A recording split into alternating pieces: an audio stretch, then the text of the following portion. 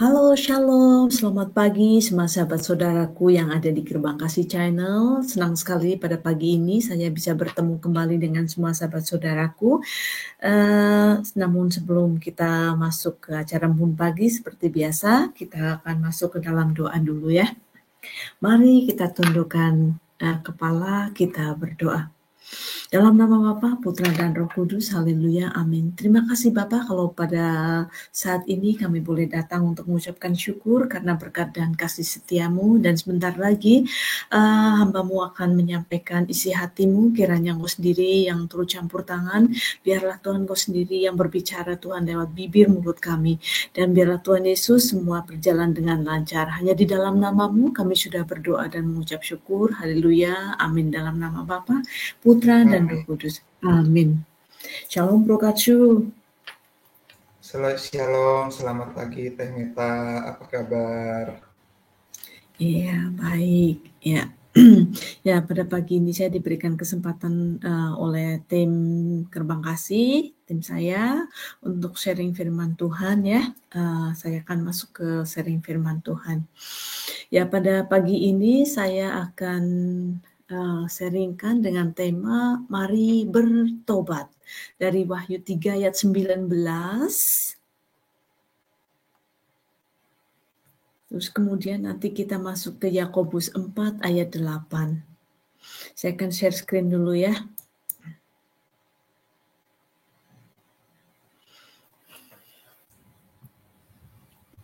Ya, minta tolong nanti disiapkan. Oke, saya bacakan ya Teh ya. Yes. Yakobus 4 ayat 8. Mendekatlah kepada Allah dan Ia akan mendekat kepadamu. Tahirkanlah tanganmu, hai kamu orang-orang berdosa, dan sucikanlah hatimu, hai kamu yang mendua hati. Wahyu 3 ayat 19.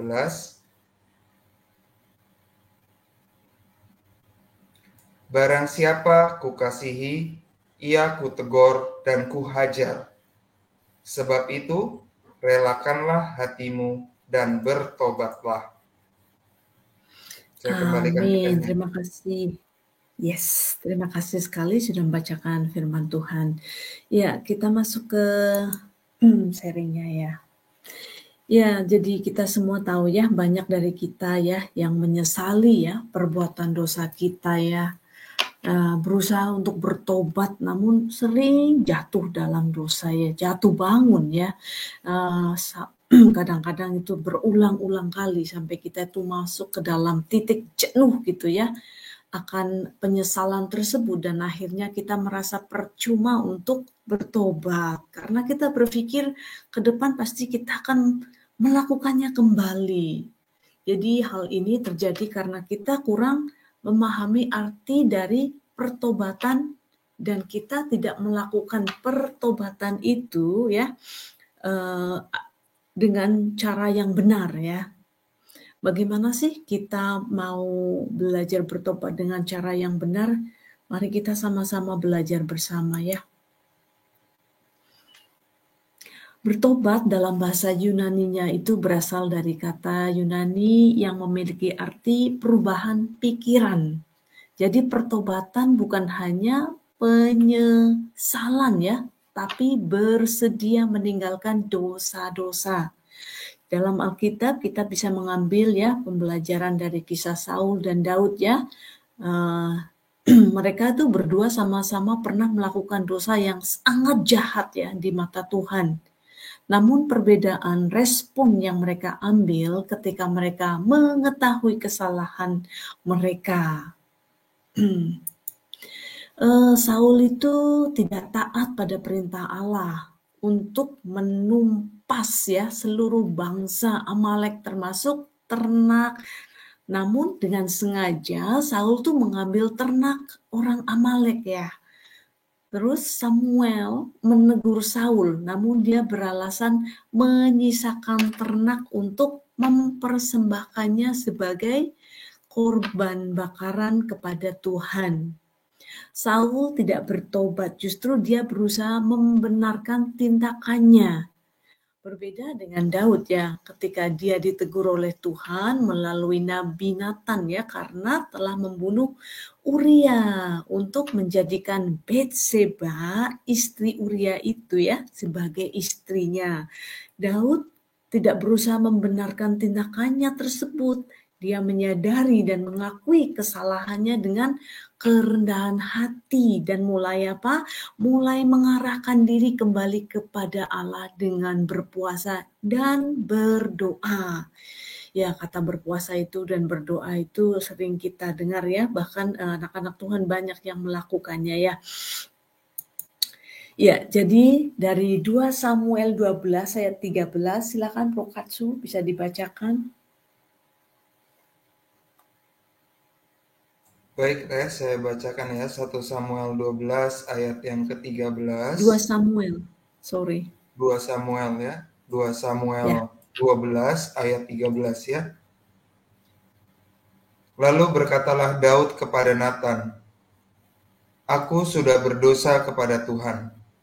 Dan Nathan berkata kepada Daud, "Tuhan telah menjauhkan dosamu itu. Engkau tidak akan mati." Terima kasih Bro Katsu ya. Engkau tidak akan mati ya. Mari kita garis bawah itu, tidak akan mati. Jadi setiap dosa ya pasti ada konsekuensi yang harus kita tanggung loh ya.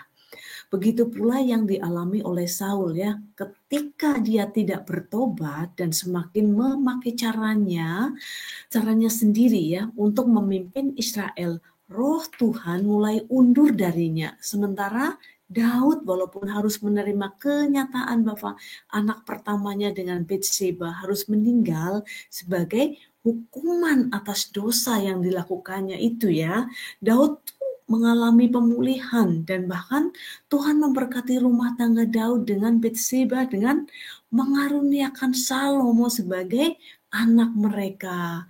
Luar biasa sekali ya. Ya, next ya.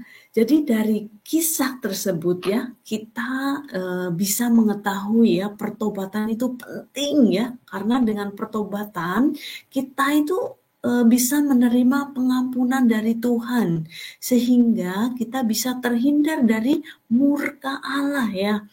Hidup terberkati, semakin dipulihkan dan menghasilkan sukacita surgawi ya, karena kita telah terbebaskan dari dosa-dosa kita ya. Jadi kalau kita berdosa ya tentunya ya hidup kita akan tidak diberkati ya. Jadi tahap yang paling sulit setelah pertobatan adalah mempertahankan pertobatan itu sendiri ya. Sehingga ada beberapa poin yang harus kita ketahui ya untuk mempertahankan pertobatan kita itu ya. Saya akan bagi beberapa poin-poinnya supaya kita sama-sama saling belajar ya di sini ya. Nah, poin pertama, jadikan dasar pertobatan kita itu karena kita ini tertutup menjadi landasan untuk kembali kepada Tuhan gitu ya. Jadi Karena kita upah dosa mencintai Tuhan di sini. mencintai Tuhan. Mencintai Oke, atau mengasihi.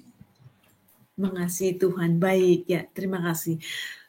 Jadi kita semua tahu ya, upah dosa adalah maut ya. Kita semua orang Kristen pasti hafal. Upah dosa itu apa? Maut ya. Jadi bagi siapapun yang masih bertahan dosa, di dalam dosa itu pasti tidak akan memiliki keselamatan. Jadi namun disayangkan ya banyak orang-orang tuh bilang bertobat ya karena rasa takut masuk neraka ya. Jadi kalau mau bertobat karena takut masuk neraka itu banyak juga ada ya. Hal ini bukanlah alasan yang tepat loh ya. Untuk melakukan pertobatan jangan jadikan pertobatan hanya untuk memperoleh keselamatan ya. Tapi jadikan pertobatan karena kita mengasihi Tuhan ya dan ingin taat untuk setiap perintahnya. Kita harus mengingat keselamatan adalah anugerah ya yang Tuhan berikan bagi setiap anak Tuhan yang mengasihinya. Sekali lagi, keselamatan itu anugerah Tuhan ya, yang sudah diberikan kepada kita ya. Jadi itu gratis ya, karena Tuhan sendiri yang memberikannya ya. Dengan apa? Dengan di kayu salibnya itu. Ingat nggak ya teman-teman ya, ketika Tuhan Yesus disalib karena apa? Karena bukti cinta kasih-Nya. Baik, Bro Katsu minta tolong dibacakan Yohanes 8 ayat 34 sampai 36. Yohanes 8 ayat 34 sampai dengan 36. Kata Yesus kepada mereka, "Aku berkata kepadamu, sesungguhnya setiap orang yang berbuat dosa adalah hamba dosa. Dan hamba tidak tetap tinggal dalam rumah, tetapi anak tetap tinggal dalam rumah. Jadi apabila anak itu memerdekakan kamu, kamu pun benar-benar merdeka." Demikianlah firman Tuhan. Ya, amin. Jadi, aku berkata kepadamu, sesungguhnya setiap orang yang berbuat dosa itu hamba dosa. Wah, ngeri juga ya. Kita nggak mau jadi hamba dosa loh ya. Jadi di sini kemerdekaan itu ini ya, itu apa? Benar-benar merdeka dari siapa? Ya dari Tuhan Yesus sendiri ya. Jadi Yohanes 8 ayat 34 sampai 36 ini itu mengingatkan kita untuk apa? Untuk apa coba? Untuk tetap tinggal dalam rumah Allah. Yes, amin. Terima kasih Bro Katsu. Oke, ya poin yang kedua ya. Bentar. Ya, merubah pola pikir kedagingan. Wah, ini Bu Meta ngomong kok pola kedagingan ya, daging sapi apa daging ayam ya. Bukan seperti itu ya semua saudaraku ya. Jadi kalau saya berbicara tentang merubah pola pikir kedagingan berarti di luar kerohanian gitu ya. Jadi pertobatan lebih dari sekedar ucapan penyesalan gitu loh. Aku udah bertobat. Nah, kan gampang, banyak orang kan bilang, aku sudah bertobat. Nah, ini apa namanya, cuma pertobatan dalam mulut ya, tapi lebih dari sekedar doa memohon ampun, lebih dari sekedar didoakan hamba Tuhan ya. Jadi pertobatan adalah langkah untuk kita bertindak merubah setiap pola pikir kita yang terikat dengan kedagingan menjadi pola pikir anak-anak Tuhan yang telah dimerdekakan dari dosa. Kalau kita bicara merdeka kan itu kayak Indonesia dulu waktu dijajah kan apa namanya waktu merdeka berarti kan bebas dari apa? Bebas dari apa coba? Penjajahan. Udah nggak dijajah lagi ya. Jadi kalau kita sudah bertobat ya, sama kita berarti tidak dalam penjajahan lagi, tidak ada dalam apa kita sudah merdeka ya, merdeka dari dosa. Luar biasa. Jadi bebas, merdeka gitu ya. Jadi dengan memiliki pola pikir yang sudah dirubah, maka kita akan memiliki arah hidup yang selalu apa? Selalu tertuju kepada siapa? Bukan tertuju kepada Bu Meta ya. Selalu tertuju kepada Tuhan dan kerajaannya. Jadi berani menyangkal diri dan mengambil bagian dalam pelayanan tanpa batas bagi Tuhan nih. Sekali lagi ya kalau siapa ya, kita teman-teman saudaraku semua ya, yang umpamanya sudah bilang saya mau melayani Tuhan.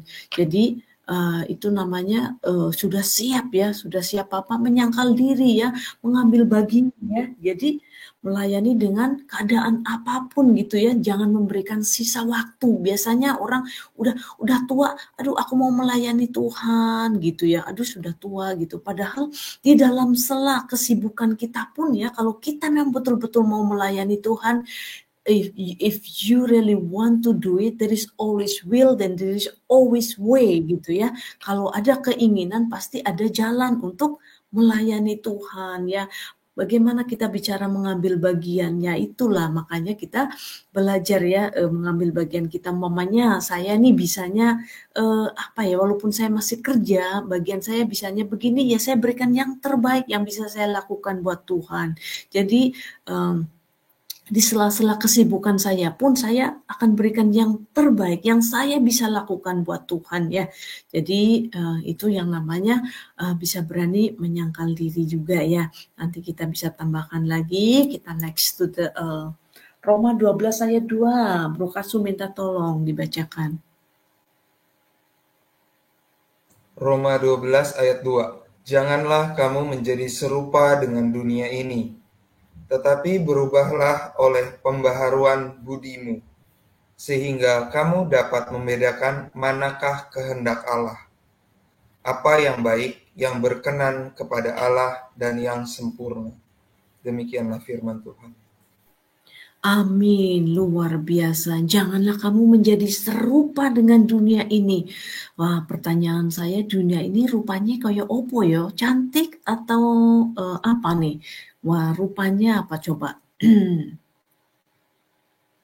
Ya, kalau kita bicara tentang serupa dengan dunia ini ya, ya memang dunia ini menawarkan segala yang terbaik yang ada di dunia ini gitu ya. Tapi dengan segala embel-embelnya juga. Embel-embelnya tentu bukan yang menyenangkan hati Tuhan. Tetapi berubahlah oleh pembaharuan budimu. Jadi kita harus apa? Sebagai anak-anak Tuhan, kita minta Tuhan supaya kita bisa melakukan apa kehendak Tuhan, apa sih maunya Tuhan gitu ya, supaya kita bisa membedakan manakah kehendak Allah, mana yang baik, mana yang enggak. Bagaimana caranya? Saya sering sampaikan ya, saya sering sharingkan sama teman-teman semua, kepada saudara-saudaraku juga ya. Mau tahu kehendak Tuhan di mana? Kembali lagi ke SOP. SOP-nya orang Kristen apa? Ya Alkitab. Kalau kita itu mau baca Alkitab, baca Injil, ya tentu kita tahu apa maunya Tuhan ya. Tuhan maunya mengasihi, ya kita mengasihi. Tuhan maunya kita mengampuni, ya mengampuni. Jadi apa? Firman Tuhan itu bukan untuk dibaca dan direnungkan, tapi diaplikasikan ya. Bukan direnungkan saja, berarti saya baca terus gitu, enggak ya, tapi dilakukan gitu ya. Jadi supaya kita bisa menyenangkan hati Tuhan, supaya kita enggak serupa dengan dunia ini ya. Kalau ayat-ayat firman Tuhan itu mengingatkan dan mengubah cara berpikir kita gitu ya, yang pelit jadi enggak pelit, yang jahat jadi enggak jahat gitu ya. Jadi banyaklah ya firman Tuhan yang menguatkan kita ya.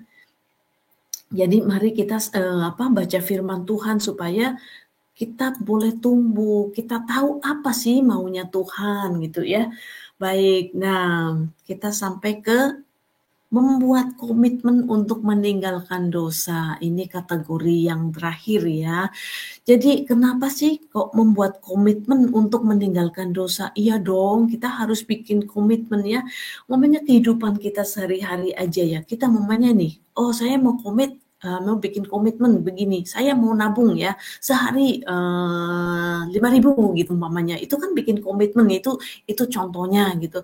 Oh saya bikin komitmen untuk setiap sebulan sekali saya mau cuci mobil. Nah, itu udah bikin komitmen loh. Makanya kalau mobil yang ada, loh kamu kan udah bikin komitmen untuk cuci mobil gitu, umpamanya begitu ya.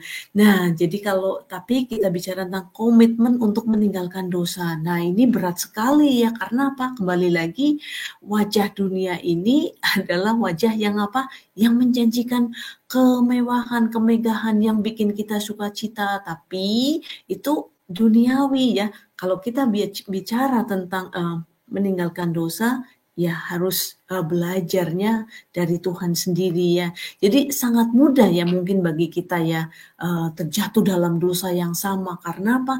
Karena iblis memakai dosa lama kita sebagai senjata paling ampuh.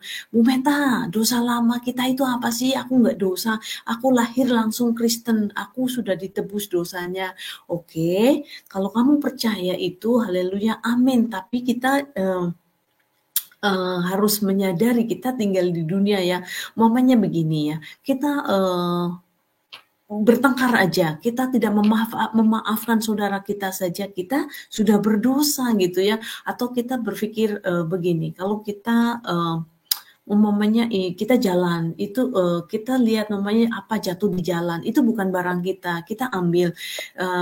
Itu juga kan sebetulnya termasuknya buat saya dosa ya, itu mengingini barang orang lain ya. Kalau kita mau ambil ya ambil, serahkan ke kepolisian atau kepala desa atau apa gitu ya, kepada yang berwajib gitu ya. Jadi kita itu belajar dari hal-hal yang kecil gitu ya, untuk meninggalkan dosa, supaya apa ya, kembali lagi menyenangkan hati Tuhan, karena itu yang Tuhan mau ya. Jadi kalau yang bilang aku mau diselamatkan, aku ini aku itu, ya kamu bisa diselamatkan karena keselamatan itu memang gratis, tapi harus dilakukan apa yang Tuhan mau. Nanti semua orang enak dong kata enaknya jadi orang Kristen ya, nggak usah ngapa-ngapain udah selamat langsung dapat surga. Nah itu yang kita tidak mau ya.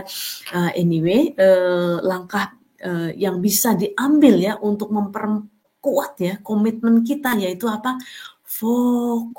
Fokusnya kemana? Fokus dengan masa depan kita, dan jangan mengingat apa yang pernah menjadi dosa kita, karena hal tersebut ya bisa mengintimidasi kita, dan yang paling penting menjaga keintiman kita dengan Tuhan ya, sehingga tidak ada celah untuk iblis memasuki kehidupan kita.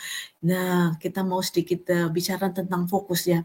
Kalau kita bicara tentang fokus, berarti kan we have to acknowledge yang kata-kata orang ya, kamu tuh Kristen itu begini ya, kamu ini begitu ya. Jadi kalau ada yang mengintimidasi kita tidak usah kita tidak usah membalas, kita tidak usah you don't have to care, you don't have to think even twice gitu ya. Maksudnya biarin deh orang itu ngomong apa gitu ya. Pokoknya kita mau fokus melihat masa depan kita bersama Tuhan Yesus. Kan iblis kan selalu mengingatkan gini, oh kamu loh dulu itu pernah ya nyuri ya, dulu kamu pernah begini begitu ya, enggak apa-apa gitu ya. Kadang-kadang lewat orang-orang gitu ya, iblis itu masuk mengingatkan dosa-dosa kita ya. Saya juga orang berdosa, tapi puji syukur kepada Tuhan, Tuhan menangkap saya nggak mau nginget-nginget lagi. Ya saya bilang, Tuhan terima kasih gitu ya, dan saya ingin terus melakukan kehendak Tuhan ya. Tidak ada yang mustahil, kita mau belajar ya. Jadi siapapun ya yang mengintimidasi kita bilang dalam nama Tuhan Yesus, hatiku gembira ya. Makanya saya selalu bilang, pokoknya kita harus dekat di dalam Tuhan. Kalau hubungan kita intim dengan Tuhan, kita itu dikuatkan ya. Itu loh maksud saya ya. Iblis itu memang selalu berkeliaran, memakai ya banyak cara untuk mengintimidasi anak-anak Tuhan. Tapi kita tidak bakalan jatuh lagi kalau kita berpegang teguh kepada firman Tuhan ya. Baik, yang terakhir ya untuk pagi ini ya, dari Filipi 3 ayat 13, Bro Katsu, silakan, terima kasih. Filipi 3 ayat 13. Mungkin kemarin kita pernah gagal untuk mempertahankan pertobatan yang kita lakukan dan berulang-ulang kali jatuh dalam dosa yang sama. Mari, jangan takut untuk tetap melakukan pertobatan dengan sungguh-sungguh dan dengan kerendahan hati mengakui semuanya di hadapan Tuhan. Tuhan sangat mengasihi kita dan rindu untuk kita tetap berkenan dan melekat bersamanya. Demikianlah firman Tuhan. Amin. Terima kasih Bro Katsu sudah membacakan firman Tuhan ya. Ya, di Filipi 3 ayat 13 ini sangat menguatkan ya. Ini adalah salah satu dari ayat emas saya ya. Karena apa? Saya tahu ya, saya pernah gagal mempertahankan pertobatan saya gitu ya. Saya susah sekali mengampuni ya. Ada sesuatu hal ya, nggak bisa saya ampuni, rasanya berat sekali gitu ya. Tapi puji syukur kepada Tuhan ya. Saya diingatkan kembali bahwa kasih kasih karunia Tuhan tuh luar biasa banget pada saya. Siapa saya sih? Saya juga orang berdosa. Saya minta ampun sama Tuhan. Tuhan yang begitu suci gitu ya, mau mengampuni saya. Nah, siapa saya kok saya nggak bisa ngampuni orang yang bersalah kepada saya? Main hakim sendiri, judge gitu ya. Saya betul-betul mohon ampun kepada Tuhan, dan pada masa-masa kritis saya itu ya, walaupun saya pikir saya yang benar, tapi Tuhan izinkan dan ingatkan saya supaya lebih rendah hati ya, lebih lagi gitu ya, supaya saya itu ya intinya kita semua pernah jatuh dalam dosa, tapi kita cepat-cepat minta ampun sama Tuhan ya, kita sungguh-sungguh ya dengan kerendahan hati ya, mengakui semuanya gitu ya di hadapan Tuhan ya. Saya juga jujur kalau berdoa itu ya, kalau saya mamanya, saya habis ngambil pensil gitu ya, saya katakan, Tuhan ampuni saya habis ngambil pensil gitu ya. Tuhan ampuni saya habis ngomongin kakak saya gitu ya. Saya bertobat betul-betul. Jadi ketika saya berdoa minta ampun sama Tuhan ya, dengan kerendahan hati saya sampaikan apa yang sudah saya lakukan, dan itu membuat hati saya damai. Saya selesaikan juga itu masalah saya dengan ya temannya apa gitu ya, yang bersangkutan ya, dan disitulah saya ada damai, ada sukacita. Jadi saya sudah tidak ada masalah dengan mereka, tapi saya juga tidak ada masalah lagi, minta ampun sama Tuhan ya. Jadi kita belajarnya hidup berkenan di hadapan Tuhan, melekat bersama di hadapan Tuhan. Jadi emang kita anak-anak Tuhan tidak ada yang sempurna, kesempurnaan milik Tuhan, dan tidak ada yang mustahil kalau kita mau belajar dari Allah kita sendiri. Baik, terima kasih sharing firman Tuhan di pagi hari ini. Saya cukupkan sampai di sini. Saya akan tutup dalam doa dulu. Mari kita tundukkan hati, kita berdoa. Dalam nama Bapa, Putra, dan Roh Kudus, haleluya, amin. Bapa, terima kasih sekali Bapa, Engkau sudah berbicara lewat hamba-Mu, dan biarlah firman Tuhan yang telah hamba-Mu sharingkan, Tuhan, menjadi kekuatan Tuhan, menjadi pelita Tuhan buat kami, dan juga teman-teman saudara kami yang mendengarkannya Bapa. Kuatkan hati kami, pimpin kami Tuhan, supaya terus Tuhan hidup dalam koridor-Mu Tuhan. Kami tidak mau gagal lagi Tuhan, untuk mempertahankan pertobatan kami. Kami ingin terus Tuhan hidup dalam anugerah-Mu. Kami ingin Tuhan keselamatan itu abadi Bapa. Terima kasih, dengan kerendahan hati kami mohon ampun dan mohon bimbingan-Mu supaya kami Tuhan dilayakkan. Terima kasih Bapa buat kebaikan-Mu, bukan buat karya salib-Mu. Terima kasih Bapa, dan kami serahkan Tuhan doa yang jauh daripada sempurna ini hanya di dalam nama-Mu, nama yang indah dan berkuasa, yaitu nama Yesus Kristus. Haleluya, amin. Dalam nama Bapa, Amin. Putra, dan Roh Kudus. Amin.